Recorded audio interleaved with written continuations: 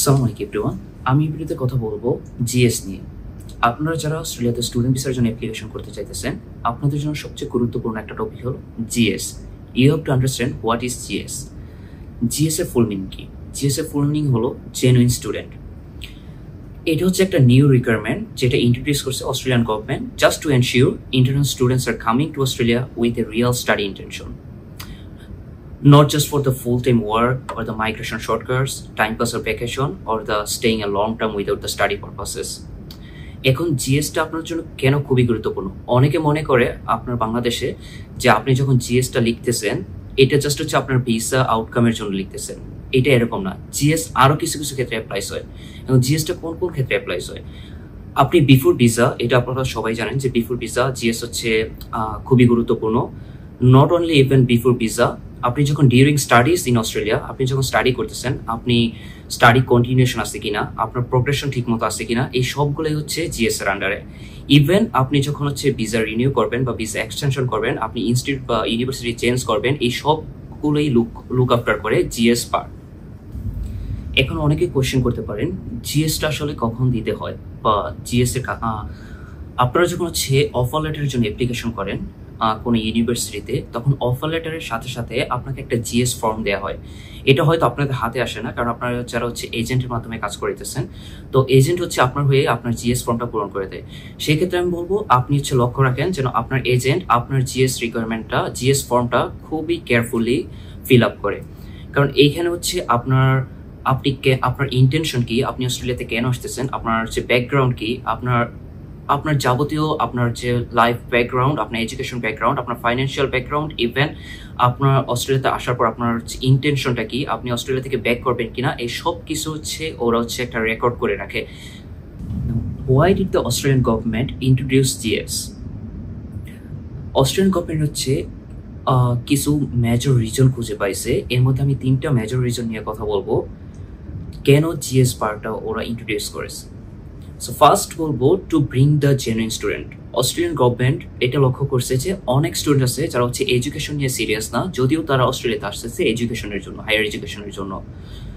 They are only coming for the work opportunities. So এই GS পার্টটা help করে to filter out the non serious or the mismatch applicants. Second reason ছিল to focus on the academic and career alignment. এখন এইখানে ওরা check করে আপনি যে কোর্সটা অলরেডি বাংলাদেশে কমপ্লিট করছেন, এই যে আপনি অস্ট্রেলিয়াতে যে নতুন কোর্সের জন্য অ্যাপ্লিকেশন করতেছেন, এই আপনার ব্যাকগ্রাউন্ডের সাথে আপনার নিউ কোর্স অ্যালাইন করতেছে কিনা, আপনার ক্যারিয়ার প্ল্যান কি, আপনার চান্সেস অফ সাকসেস আর হাইয়ার অর নট।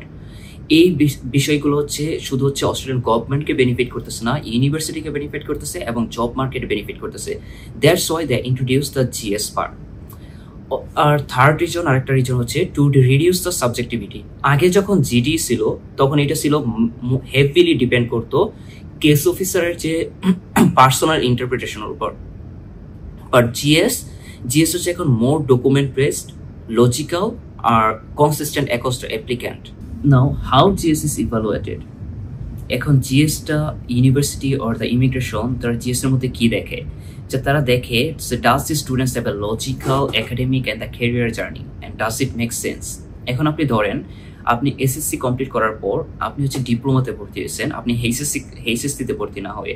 এখন আপনি যদি এইচএসসি কমপ্লিট করতেন তাহলে 2 ইয়ার্সের মধ্যে হয়ে যেত, বাট আপনি করতেছেন ডিপ্লোমা, যেটা 3 to 4 ইয়ার্স আপনার টাইম ইনভেস্ট করতে হবে।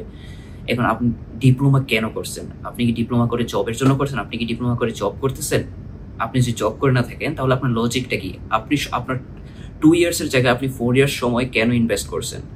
তো এইসব কিছু রিজনে আপনার জিএসটা হচ্ছে উইক হয়ে যেতে পারে, যেহেতু হচ্ছে ওরা হচ্ছে যে আপনার যে লজিক্যাল একাডেমিক ট্রান্সফরমেশন এটা ওরা দেখতেছে না, আপনার কেরিয়ার যে জার্নিটা আছে, কেরিয়ার জার্নিতে ওরা স্যাটিসফাইড না। This is how GS is evaluated. এখানে আরো অনেক ধরনের রিজন আছে। আমি হচ্ছে ব্যাচেলর স্টুডেন্টের জন্য না বলে আমি যদি এখন মাস্টার্সের স্টুডেন্টসের জন্য বলি, সাপোজ আপনি হচ্ছে বিবিএতে ব্যাচেলর করছেন, এখন আপনি অস্ট্রেলিয়াতে মাস্টার্সের জন্য এমবিএতে অ্যাপ্লিকেশন করতেছেন। That's mean this is logical, কারণ আপনি বিবিএতে করতেছেন, আপনি হচ্ছে এমবিএতে, আপনার এখানে আপনার স্টাডি প্রোগ্রেশনটা লজিক্যাল। আপনি স্টাডি প্রোগ্রেশনের জন্য অ্যাপ্লিকেশন করতেছেন, আপনি you want to do the higher studies, that's why you are coming to Australia.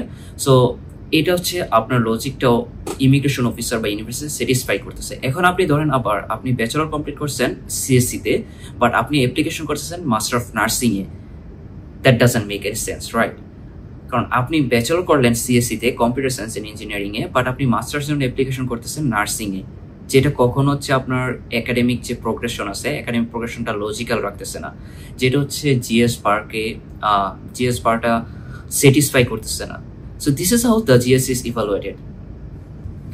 আমি এই ভিডিওটাকে দীর্ঘায়িত করবো না, সো আমি ট্রাই করব আরেকটা ভিডিও বানাতে যে জিএস বারটা কি, জিএস বার কমপ্লেন্সগুলো কি কি, বা জিএস বারটা হচ্ছে আপনার ভিসা রুলস যে কমপ্লেন্স আছে এটার সাথে কিভাবে লিঙ্কড।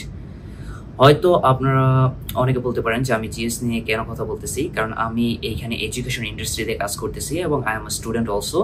সো আমি যখন স্টুডেন্টের সাথে কাজ করতেছি, স্টুডেন্টের সাথে কমিউনিকেশন করতেছি, তখন আমি দেখতেছি যে আসলে কোন জায়গাটার মধ্যে গ্যাপ থাকতেছে, স্টুডেন্টরা কোন জিনিসটা সম্পর্কে ভালো আইডিয়া নেই, বা হচ্ছে কোন জিনিসটাকে ওরা হচ্ছে ইগনোর করতেছে, যেটা হচ্ছে খুব ইম্পর্টেন্ট। দ্যাটস ওয়াই আমি জাস্ট ভাবলাম যে হচ্ছে যারা অস্ট্রেলিয়াতে অ্যাপ্লিকেশন করতে চাইতেছেন তাদের হয়তো এই বিষয়টা জানা দরকার, তাই আমি একটু ছোট্ট করে আমি একটু ট্রাই করছি যে আপনাকে কিছু ইনফরমেশন দিয়ে দেওয়ার জন্য। Thank you.